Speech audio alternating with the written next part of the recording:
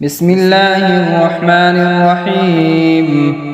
ياسين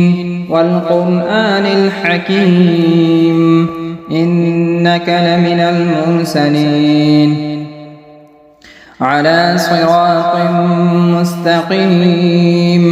تنزيل العزيز الرحيم لتنذر قوما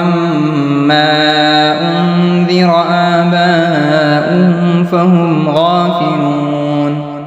لقد حق القول على أكثرهم فهم لا يؤمنون إنا جعلنا في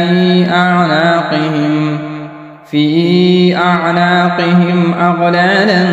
فهي إلى الأذقان فهم مقمحون وجعلنا من بين أيديهم سدا ومن خلفهم سدا فأغشيناهم فهم لا يبصرون وسواء عليهم أأنذرتهم أم لم تنذرهم لا يؤمنون إنما تنذر من اتبع الذكر وخشي الرحمن بالغيب فبشره بمغفرة وأجر كريم إنا نحن نحيي الموتى ونكتب ما قدموا وآثارهم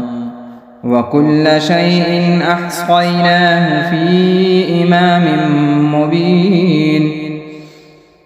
واضرب لهم مثلا أصحاب القرية إذ جاءها المرسلون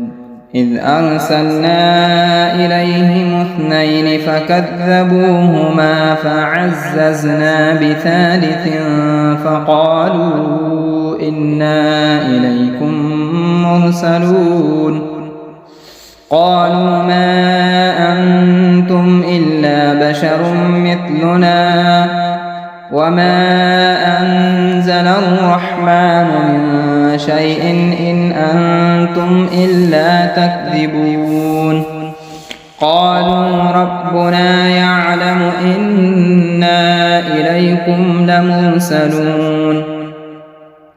وما علينا إلا البلاغ المبين قالوا إنا تطيرنا بكم لئن لم تنتهوا لنرجمنكم وليمسنكم منا عذاب أليم قالوا طائركم معكم أئن ذكرتم بل أنتم قوم مسرفون وجاء من أقصى المدينة رجل يسعى قال يا قوم اتبعوا المرسلين اتبعوا من لا يسألكم أجرا وهم مهتدون وما لي لا أعبد الذي فطرني وإليه ترجعون أأتخذ من دونه آلهة إن يردني الرحمن بضر لا تغن عني شفاعتهم شيئا ولا ينقذون إني إذا لفي ضلال مبين إني آمنت بربكم فاسمعون قيل ادخل الجنة قال يا ليت قومي يعلمون بما غفر لي ربي وجعلني من المكرمين وما أنزلنا على قومه من بعده من جند من السماء وما كنا منزلين إن كانت إلا صيحة واحدة فإذا هم خامدون يا حسرة على العباد ما يأتيهم من رسول إلا كانوا به يستهزئون ألم يروا كم أهلكنا قبلهم من القرون أنهم إليهم لا يرجعون وإن كل لما جميع لدينا محضرون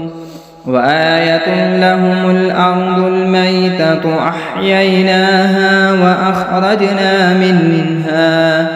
وأخرجنا منها حبا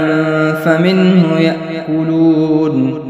وجعلنا فيها جنات من نخيل وأعناب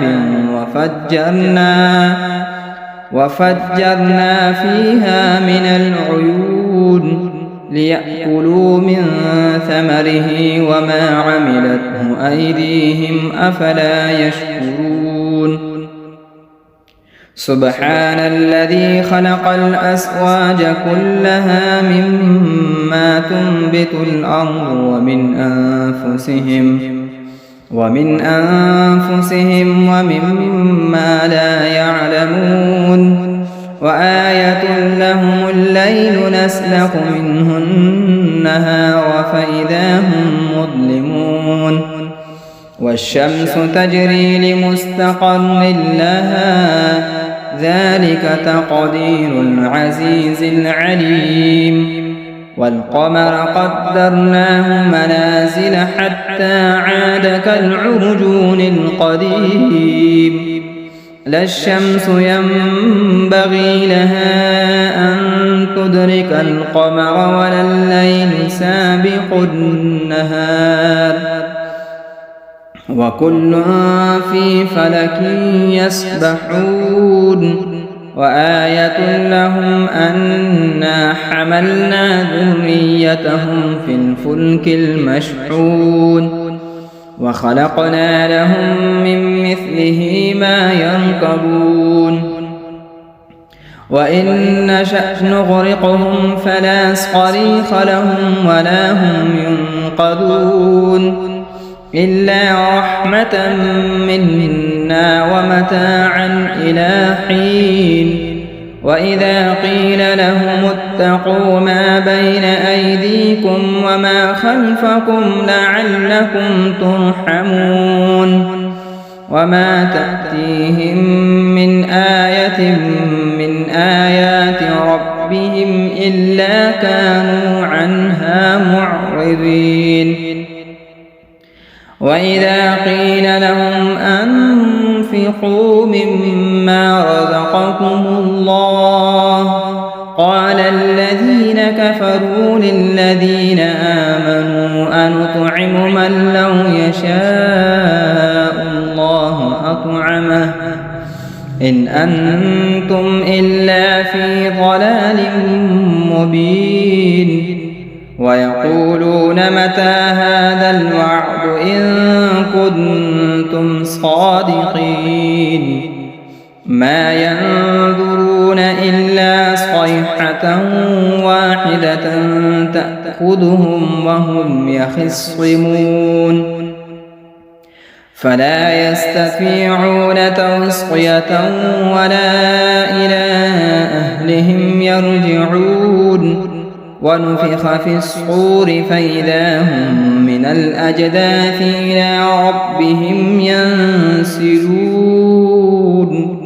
قالوا يا ويلنا من بعثنا من مرقدنا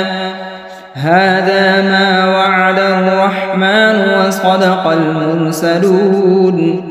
إن كانت إلا صيحة واحدة فإذا هم جميع لدينا محضرون فاليوم لا تظلم نفس شيئا ولا تجزون إلا ما كنتم تعملون إن أصحاب الجنة اليوم في شغل فاكهون هم وأزواجهم في ظلال على الأرائك متكئون لهم فيها فاكهة ولهم ما يدعون سلام قولا من رب رحيم وامتازوا اليوم أيها المجرمون ألم أعهد إليكم يا بني آدم ألا تعبدوا الشيطان إنه لكم عدو مبين وأن اعبدوني هذا صراط مستقيم ولقد أضل منكم جبلا كثيرا أفلم تكونوا تعقلون هذه جهنم التي كنتم توعدون اصلوها اليوم بما كنتم تكفرون اليوم نختم على أفواههم وتكلمنا أيديهم وتشهد أرجلهم بما كانوا يكسبون ولو نشاء لطمسنا على أعينهم فاستبقوا الصراط فأنى يبصرون ولو نشاء لمسخناهم على مكانتهم فما استطاعوا مضيا ولا يرجعون ومن نعمره ننكسه في الخلق أفلا يعقلون وما علمناه الشعر وما ينبغي له إن هو إلا ذكر وقرآن مبين لينذر من كان حيا ويحق القول على الكافرين أولم يروا أنا خلقنا لهم مما عملت أيدينا أنعاما فهم لها مالكون وذللناها لهم فمنها ركوبهم ومنها يأكلون ولهم فيها منافع ومشارب أفلا يشكرون واتخذوا من دون الله آلهة لعلهم ينصرون لا يستطيعون نصرهم وهم لهم جند محضرون فلا يحزنك قولهم إنا نعلم ما يسرون وما يعلنون أولم ير الإنسان أنا خلقناه من نطفة فإذا هو خصيم مبين وضرب لنا مثلا ونسي خلقه قال من يحيي العظام وهي رميم قل يحييها الذي أنشأها أول مرة وهو بكل خلق عليم الذي جعل لكم من الشجر الأخضر نارا فإذا أنتم منه توقدون أوليس الذي خلق السماوات والأرض بقادر على أن يخلق مثلهم بلى وهو الخلاق العليم إنما أمره إذا أراد شيئا أن يقول له كن فيكون فسبحان الذي بيده ملكوت كل شيء وإليه ترجعون بسم الله الرحمن الرحيم الرحمن علم القرآن خلق الإنسان علمه البيان الشمس والقمر بحسبان والنجم والشجر يسجدان والسماء رفعها ووضع الميزان ألا تطغوا في الميزان وأقيموا الوزن بالقسط ولا تخسروا الميزان والأرض وضعها للأنام فيها فاكهة والنخل ذات الأكمام والحب ذو العصف والريحان فبأي آلاء ربكما تكذبان خلق الإنسان من صلصال كالفخار وخلق الجان من مارج من نار فبأي آلاء ربكما تكذبان رب المشرقين ورب المغربين فبأي آلاء ربكما تكذبان مرج البحرين يلتقيان بينهما برزخ لا يبغيان فبأي آلاء ربكما تكذبان يخرج منهما اللؤلؤ والمرجان فبأي آلاء ربكما تكذبان وله الجوار المنشآت في البحر كالأعلام فبأي آلاء ربكما تكذبان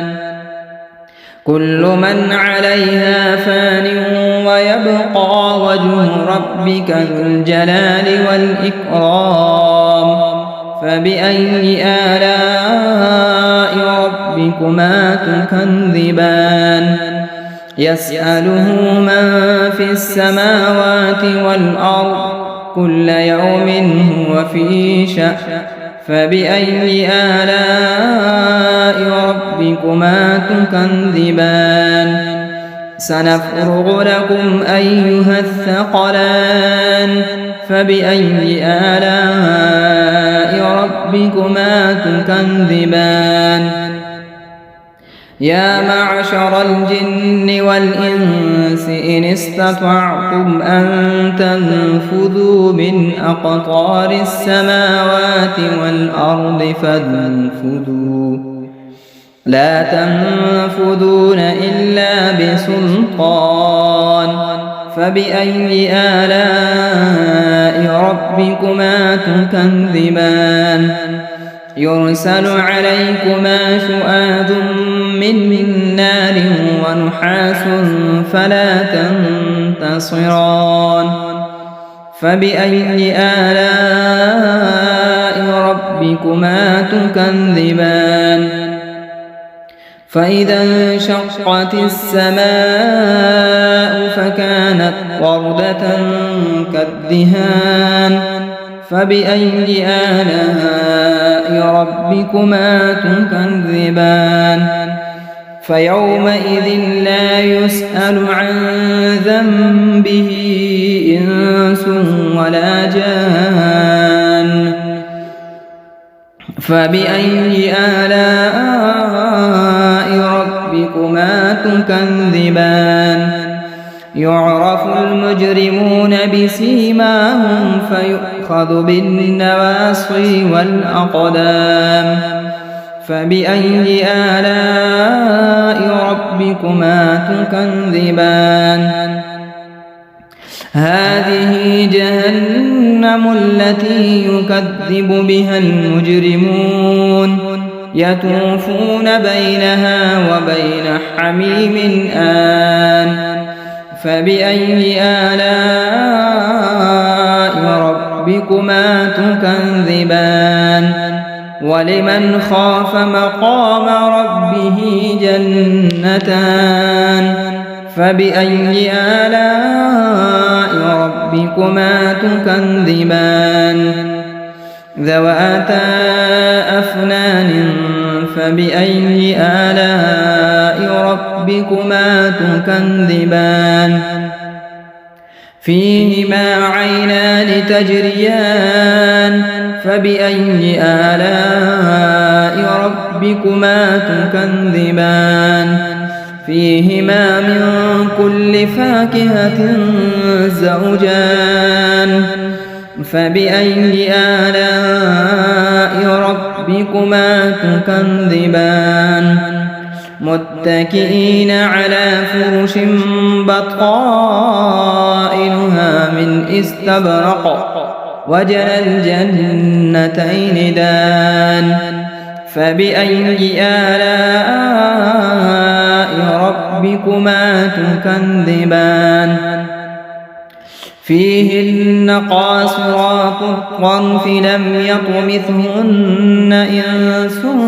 قبلهم ولا جان فبأي آلاء ربكما تكذبان كأنهن الياقوت والمرجان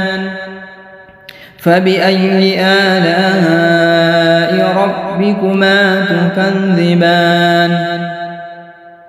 هل جزاء الإحسان إلا الإحسان فبأي آلاء ربكما تكذبان ومن دونهما جنتان فبأي آلاء ربكما تكذبان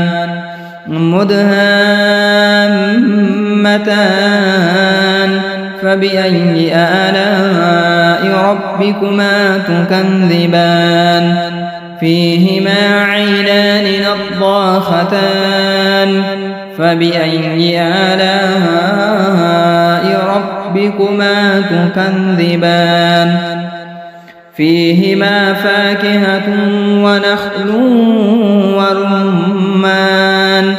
فبأي آلاء ربكما تكذبان فيهن خيرات حسان فبأي آلاء ربكما تكذبان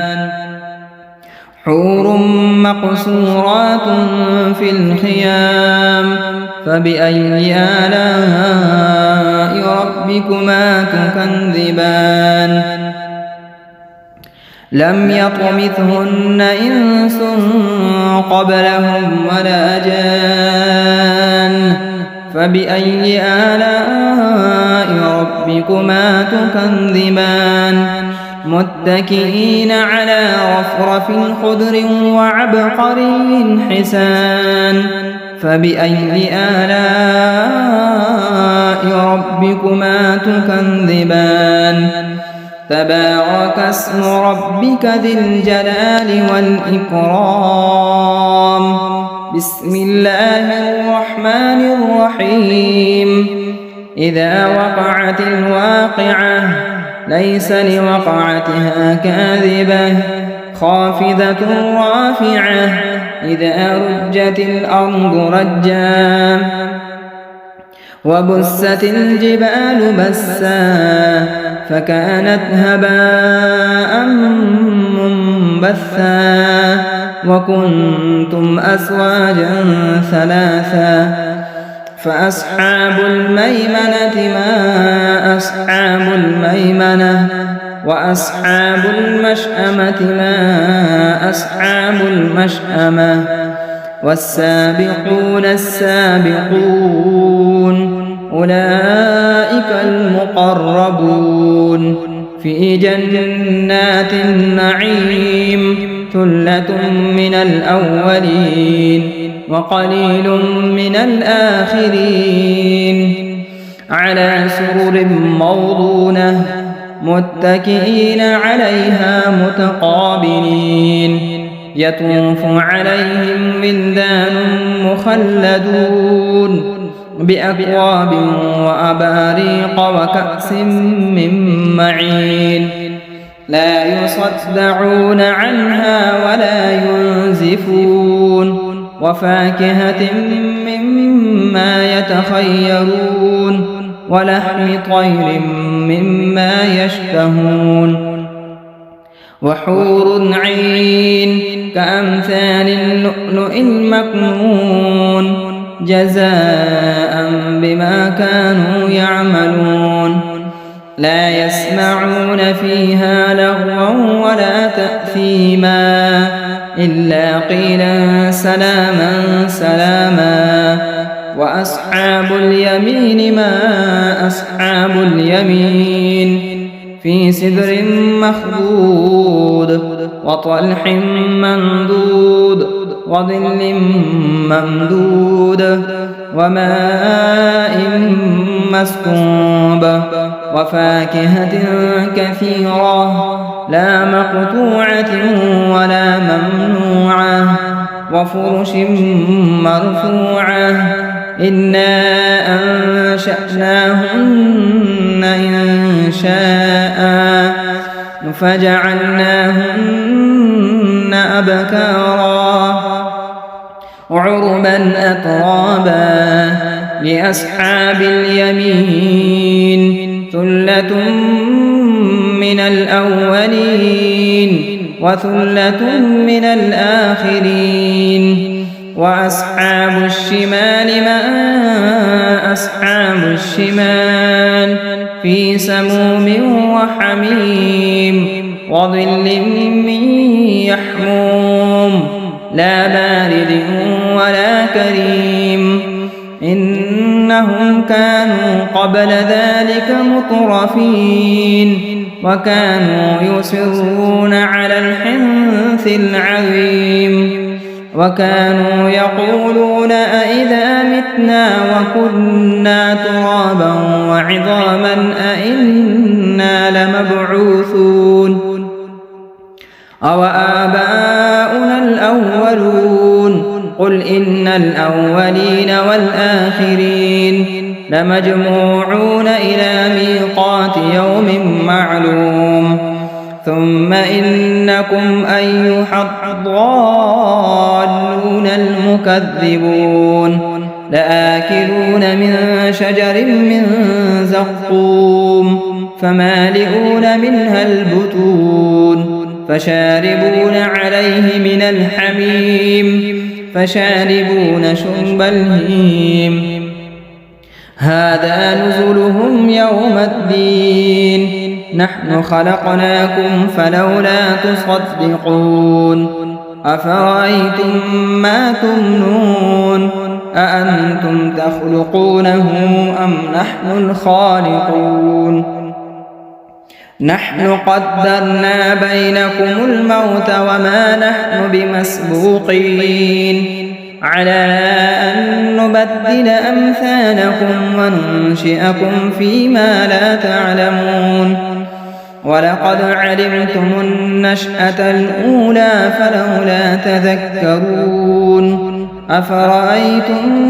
ما تحرثون أأنتم تزرعونه أم نحن الزارعون لو نشاء لجعلناه حطاما فظلتم تفكهون إنا لمغرمون بل نحن محرومون أفرأيتم الماء الذي تشربون أأنتم أنزلتموه من المزن أم نحن المنزلون لو نشاء جعلناه أجاجا فلولا تشكرون أفرأيتم النار التي تورون أأنتم أنشأتم شجرتها أم نحن المنشئون نحن جعلناها تذكرة ومتاعا للمقوين فسبح باسم ربك العظيم فلا أقسم بمواقع النجوم وإنه لقسم لو تعلمون عظيم إنه لقرآن كريم في كتاب مكنون لا يمسه إلا المطهرون تنزيل من رب العالمين أفبهذا الحديث أنتم مدهنون وتجعلون رزقكم أنكم تكذبون فلولا إذا بلغت الحلقوم وأنتم حينئذ تنظرون ونحن أقرب إليه منكم ولكن لا تبصرون فلولا إن كنتم غير مدينين أرجعونها إن كنتم صادقين فأما إن كان من المقربين فروح وريحان وجنة نعيم وأما إن كان من أصحاب اليمين فسلام لك من أصحاب اليمين وأما إن كان من المكذبين الضالين فنزل من حميم وتصلية جحيم إن هذا لهو حق اليقين فسبح باسم ربك العظيم بسم الله الرحمن الرحيم تبارك الذي بيده الملك وهو على كل شيء قدير الذي خلق الموت والحياة ليبلوكم أيكم أحسن عملا وهو العزيز الغفور الذي خلق 7 سماوات طباقا ما ترى في خلق الرحمن من تفاوت فارجع البصر هل ترى من فتور ثم ارجع البصر كرتين ينقلب إليك البصر خاسئا وهو حسير ولقد زينا السماء الدنيا بمصابيح وجعلناها رجوما للشياطين وأعتدنا لهم عذاب السعير وللذين كفروا بربهم عذاب جهنم وبئس المصير إذا ألقوا فيها سمعوا لها شهيقا وهي تفور تكاد تميز من الغيظ كلما ألقي فيها فوج سألهم خزنتها ألم يأتكم نذير قالوا بلى قد جاءنا نذير فكذبنا وقلنا ما نزل الله من شيء إن أنتم إلا في ضلال كبير وقالوا لو كنا نسمع أو نعقل ما كنا في أصحاب السعير فاعترفوا بذنبهم فسحقا لأصحاب السعير إن الذين يخشون ربهم بالغيب لهم مغفرة وأجر كبير وأسروا قولكم أو اجهروا به إنه عليم بذات الصدور ألا يعلم من خلق وهو اللطيف الخبير هو الذي جعل لكم الأرض ذلولا فامشوا في مناكبها وكلوا من رزقه وإليه النشور أأمنتم من في السماء أن يخسف بكم الأرض فإذا هي تمور أم أمنتم من في السماء أن يرسل عليكم حاصبا فستعلمون كيف نذير ولقد كذب الذين من قبلهم فكيف كان نكير أولم يروا إلى الطير فوقهم صافات ويقبض ما يمسكهن إلا الرحمن إنه بكل شيء بصير أمن هذا الذي هو جند لكم ينصركم من دون الرحمن إن الكافرون إلا في غرور أمن هذا الذي يرزقكم إن أمسك رزقه بل لجوا في عتو ونفور أفمن يمشي مكبا على وجهه أهدى أمن يمشي سويا على صراط مستقيم قل هو الذي أنشأكم وجعل لكم السمع والأبصار والأفئدة قليلا ما تشكرون قل هو الذي ذرأكم في الأرض وإليه تحشرون ويقولون متى هذا الوعد إن كنتم صادقين قل إنما العلم عند الله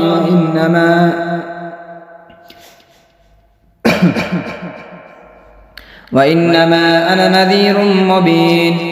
فلما رأوه زلفة سيئت وجوه الذين كفروا وقيل هذا الذي كنتم به تدعون قل أرأيتم إن أهلكني الله ومن معي أو رحمنا فمن يجير الكافرين من عذاب أليم قل هو الرحمن آمنا به وعليه توكلنا فستعلمون من هو في ضلال مبين قل أرأيتم إن أصبح ماؤكم غورا فمن يأتيكم بماء معين صدق الله مولانا العظيم.